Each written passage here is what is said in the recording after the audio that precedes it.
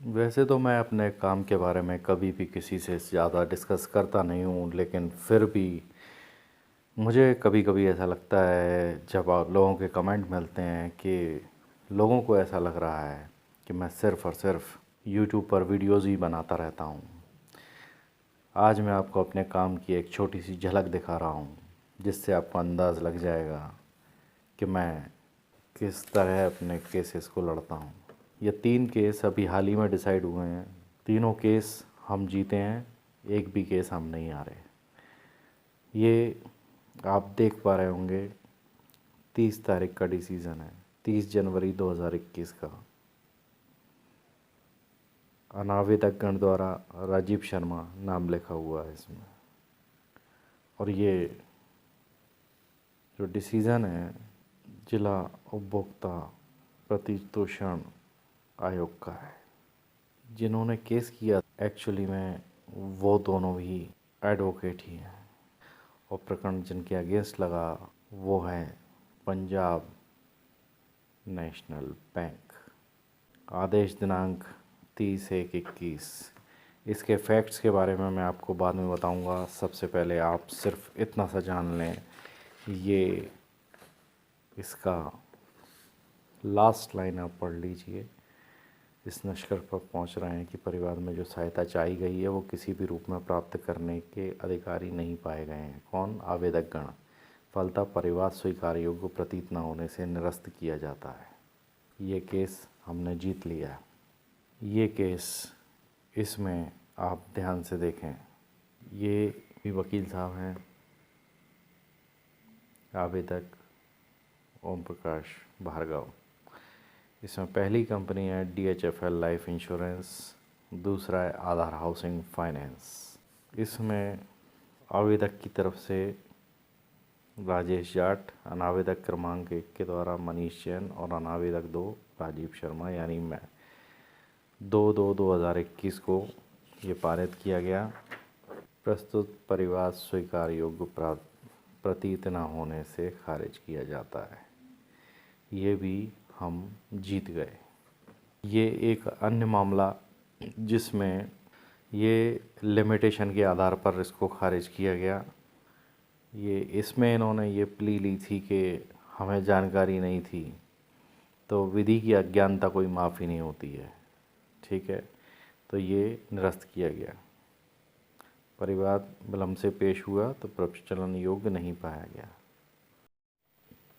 अभी हाल ही में 3 डिसीज़न हुए हैं और तीनों मामलों में हमारी जीत हुई है। तीनों मुकदमे मैं आपको बताऊंगा, एक एक करके इनके फैक्ट्स के बारे में बताऊंगा और एक एक करके इन मुकदमों के बारे में बताऊंगा डिटेल में। तो एक मुकदमा जो है, इसमें हुआ ये कि 2 वकील साहब हैं, पिता और पुत्र, दोनों ने मिल कर के पंजाब नेशनल बैंक से लोन लिया और लोन लेने के बाद इन दोनों ने उसकी किश्तें डिफ़ॉल्ट की। करीब करीब 43 किश्तें इन्होंने जमा नहीं की और बैंक के ऊपर ये एलिगेशन लगाया कि बैंक इनको कोई जानकारी नहीं दे रहा है और बैंक इनसे अनाप शनाप पैसा वसूल कर रहा है ब्याज में। हमने ये सारी बात उपभोक्ता आयोग के आगे रखी और हमने उनको बताया कि हम किसी भी प्रकार से कोई भी अनाप शनाप ब्याज इनसे नहीं ले रहे हैं और कुछ भी हमने इनके साथ ऐसा नहीं किया है जिसकी वजह से वह चीज़ सेवा में कमी के अंतर्गत आए। जब आयोग ने ये सब बात देखी, उनका अकाउंट स्टेटमेंट हमने पेश किया, तो जब उन्होंने चेक किया तो 43 डिफ़ॉल्ट आवेदक गण के थे। 43 डिफ़ॉल्ट होने वाला व्यक्ति और बैंक पर एलिगेशन लगा रहा है कि बैंक हमसे अनाप शनाप ब्याज वसूल कर रहा है। हमने कहा कि अगर हम कोई प्राइवेट संस्था होते तो शायद उल्टा सीधा ब्याज वसूल कर सकते थे। चूँकि हम सरकारी बैंक हैं तो सरकार की गाइडलाइंस के अनुसार चलना हमारी मजबूरी है, तो इसलिए हम कैसे इनसे इंटरेस्ट उल्टा सीधा ले सकते हैं।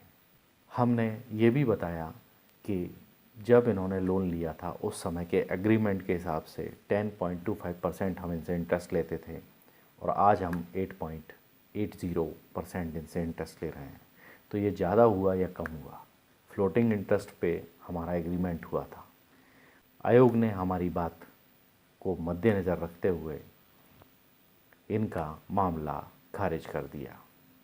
अब मैं बढ़ता हूँ दूसरे मामले की तरफ। इस मामले में ये भी एक प्रैक्टिशनर एडवोकेट हैं, और जो पहले का मामला जिनका खारिज हुआ वो दोनों भी प्रैक्टिशनर एडवोकेट हैं। तो ये बड़ा एक चैलेंजिंग जॉब हो जाता है दोस्तों कि हम अपने ही वकील भाइयों से लड़ रहे हैं। ओम प्रकाश भार्गव हैं, ये मेरे दोस्त भी हैं। तो ये आवेदक इन्होंने पेश किया मामला। इस मामले में हुआ ये कि इनकी जो वाइफ़ थी वो किडनी फेलियर की पेशेंट थी, और ये चीज़ इन्होंने लोन लेते वक्त जो इंश्योरेंस होता है उसमें अपनी बात को डिस्क्लोज़ नहीं किया था, जिसकी वजह से इनका मामला खारिज हो गया। इंश्योरेंस कंपनी ने इंश्योरेंस देने से मना कर दिया। हम चूँकि इसमें फाइनेंसर थे, आधार हाउसिंग फाइनेंस कंपनी इसमें फाइनेंस कंपनी थी जिसने होम लोन दिया हुआ था इनको, तो हम तो लोन लेने के हकदार हैं। हमने इनको लोन दिया है तो हम पैसा इनसे वापस लेंगे।